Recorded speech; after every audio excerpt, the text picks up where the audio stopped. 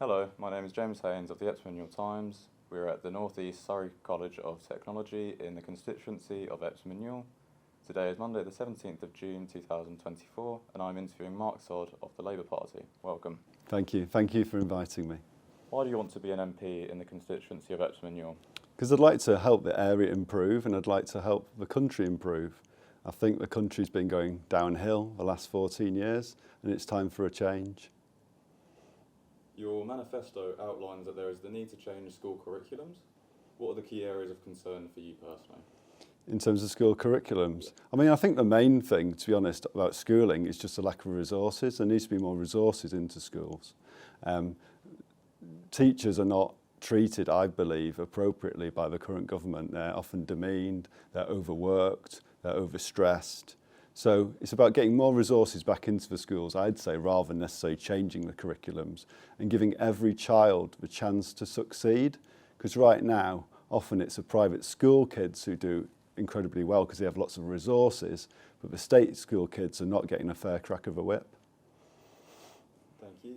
A big concern for young people currently is the idea of conscription. What are your thoughts on that? I just think it's ridiculous to expect 18-year-olds to go off into the army. The army don't want 18-year-olds. They want people who really want to serve, and they want people who want to be a professional. So I think it's just performative cruelty. Just getting older people to vote for something because younger people will basically suffer. So I just think it's wrong. People who want to serve in the army will do that. Everybody loves this country. And they will do their bit for this country in different ways. They might do charity work, they may go off to university, they may become like a footballer. Do we really want 18-year-olds who are like in the England team going off for national service? I don't get how that is really a benefit to this country. And what about the alternative idea of conscripted community service? Again, that's just basically forcing people to do charity work against their will. Many people do charity work, but it's better to have a volunteer than a conscript. So I just don't agree with it. A big issue for Epsom and Newell is the housing and green belts debate. Is there a suitable compromise for building more adequate housing whilst still protecting the green belt in Epsom and Newell? Absolutely. So in Epsom and Newell, there's enough brownfield sites for 20 to 30 years of development. But what it needs is a council to have a change in mindset and to start to actively redevelop the brownfield sites. They exist, for example, behind Sainsbury's, also the town hall, which is currently going to be renovated and can be turned into housing. There's lots of other sites. Most people live in Epsom and Newell because they like the green space. And as the MP, I would fight to maintain that green space. There's no need to build on our green belts and I'd fight against it. Another major concern is NHS waiting times. What are your priorities in reducing that? Well, Labour will get more money into the NHS. Labour founded the NHS and we really care about the NHS. The Conservatives say they care, but their actions don't appear to show that. What we've had is a waiting list go from 2 million in 2010 to 7.5 million now. That's almost quadrupling. Labour are committing to put more money into the NHS, halve the waiting lists. We're going to get hospitals open at weekends to get the waiting list down. We're also going to get 17,500 more doctors and nurses. So we're going to put more money in and we're going to get the NHS back up off its knees. Because right now, if you have a heart attack, you could be waiting an hour for an ambulance. That is just not acceptable. There's people dying because of the underfunding of the NHS and the mismanagement, and that needs to stop. My next question is, would you like to rejoin the EU? Yes. Is Israel using proportionate force in its own defence? I think that's hard to say. The whole situation is absolutely horrendous. And what we need is a sustainable ceasefire and a UN peace plan. So I don't want to take sides in the conflict because all of it is just absolutely horrendous. But we do need a sustainable ceasefire and we need the killing to stop. But also, the hostages need to be returned. And my next question is, do you support building more nuclear power stations? Yes, I support building more nuclear power stations if it's appropriate for Britain. So Labour are committed to building more nuclear power stations to reduce the carbon footprint of our overall generation. But what's important that Labour are going to do is set up GB Energy, which is going to get all our electricity production to be green and renewable. So we're going to take climate change seriously, and we're going to reduce the carbon footprint of Britain. And a more local question, will the Labour mandate supporting growth for small businesses, what will that look like for Epsom and Ewell? Well, we're going to look at business rates because that's a big problem for businesses, and that should help the small businesses. In terms of me as an MP, I'm actually a successful entrepreneur. I set up a company when I was 28 years old. It went on to employ 350 people. I would be a big champion for our businesses in the area, and I'd really try to get behind them. Do you think the abolition of non-elected peers in the House of Lords is overdue? Well, Labour are looking to reform the House of Lords, but we're not necessarily, going to remove non-elected peers. What we are looking to do is to say to peers that after 80 years old that they can no longer serve.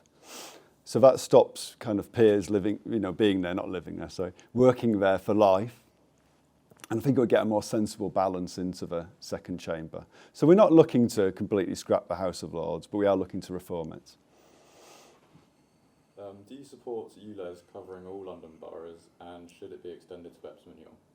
I don't think ULEZ should be extended to Epsom and Ewell, but I do support the concept of taking dangerous cars off the road, which basically create microparticles which people can't see, which are actually very dangerous to people's health. I mean, these microparticles in some areas of London are causing children's brains to be only 90% of the capacity that they should be. So it's a very serious issue. Yeah, I mean, it's made light of by many people, but these are very dangerous toxins coming from the cars. And that's why in heavily urban areas, it's important to get them off the roads. I think in time, they will come off the roads because, a diesel car, which is now less than 8 years old, cannot give out these microparticles, and a petrol car, less than 18 years old, can't give out the microparticles.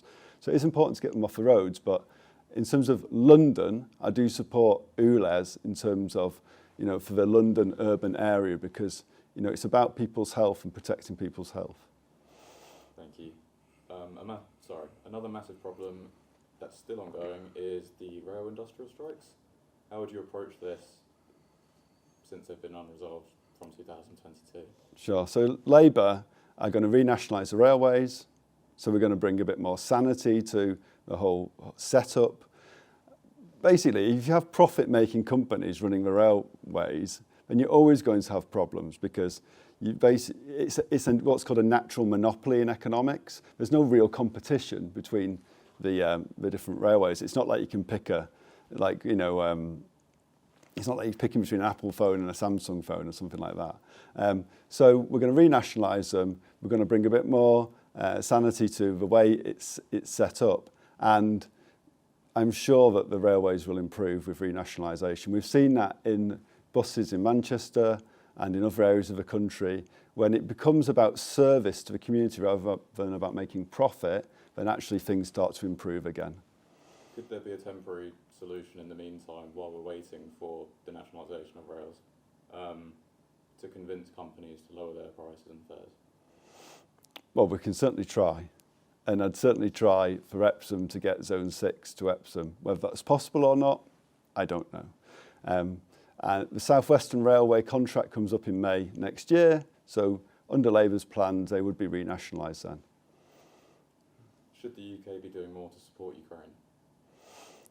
I think the UK is doing a lot, so I wouldn't say it necessarily should be doing more.